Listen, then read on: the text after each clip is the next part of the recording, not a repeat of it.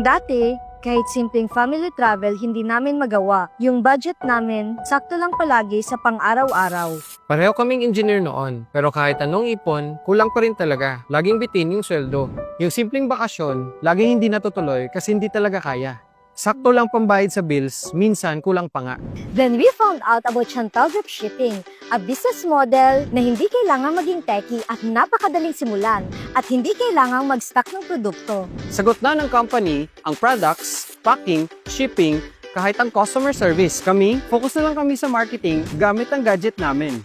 At dahil sa dropshipping, nagagawa na namin makapag-travel ngayon. At good news, kahit nasa bakasyon, tuloy-tuloy ang negosyo. Dahil sa system ng Chantal, real-time namin na monitor ang orders, shipments at income.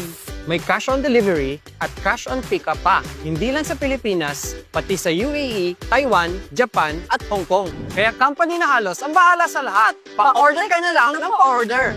Hi, I'm Ras and this is my wife, April. Kung mag-asawa kayo na gusto ng negosyo, maraming oras para sa isa't isa at may freedom sa pagnenegosyo, Subukan niyo na din ang Chantal Dropshipping. Kami mismo ang patunay, pwede palang kumita, magnegosyo at mag-travel ng magkasama. Sa Chantal Dropshipping, ikaw na lang ang kulang.